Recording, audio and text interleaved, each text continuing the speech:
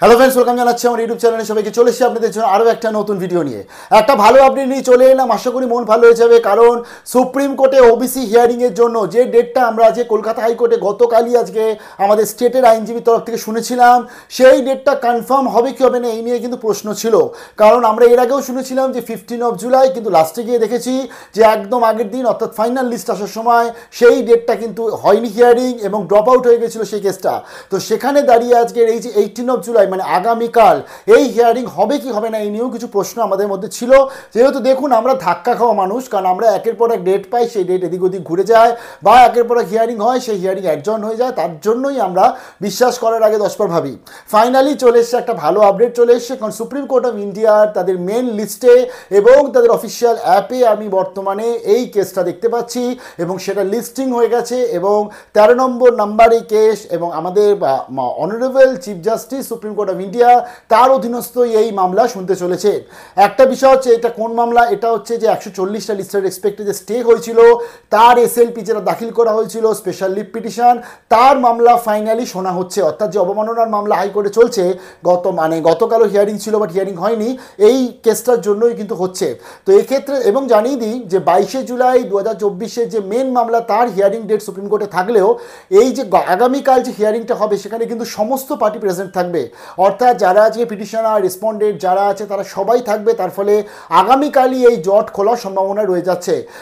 Party হিসাবে যেমন ধরুন আজকে অমল দাস বা অমলচন্দ্র দাসের একটা যে একটা আপনার মামলা ছিল, আত্মদ্বীপের একটা মামলা ছিল, পূরবী দাসের একটা মামলা ছিল, এই যে আলাদা আলাদা মামলাগুলো ছিল, এই মামলাগুলো কিন্তু সবথেকে বড় কথা এগুলো সব ক্যাভিয়েট হিসাবেও ছিল যে কোনো সময় যদি স্টেট মামলা করে তাহলে তাদের যেন খবর দেওয়া হয়। তো তার জন্যই আগামীকাল কিন্তু এর একটা মামলাটা ফাইনালি হতে চলেছে।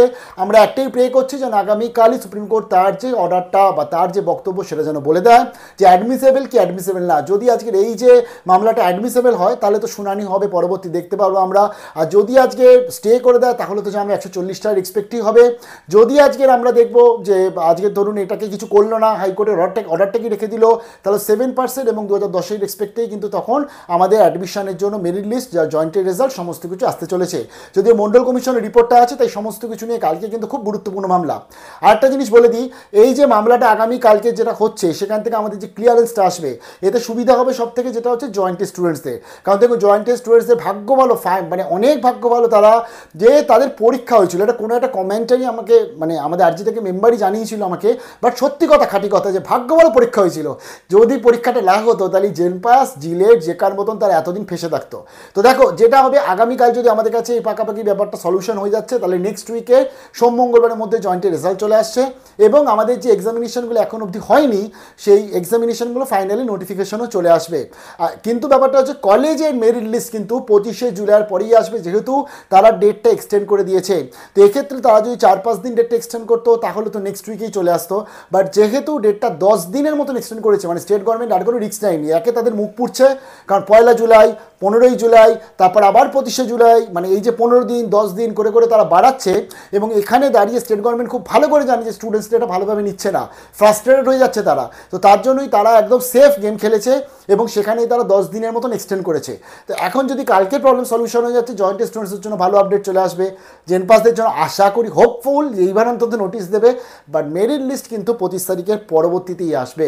যদি তার মধ্যে কোনো ইন্টারভেনশন হয় তো দেখবো সেটা, বাট যেহেতু উচ্চশিক্ষা দপ্তরের নোটিফিকেশান তো ইন্টারভেনশন হওয়ার আশাটাও কিন্তু খুব কম। পরবর্তী আপডেট নিয়ে চলে আসছি, আগামীকালে আপডেট নিয়ে চলে আসবো। স্টেট ইউনিট আরজি টেক, ভালো থাকবে, বেস্ট অফ লাক।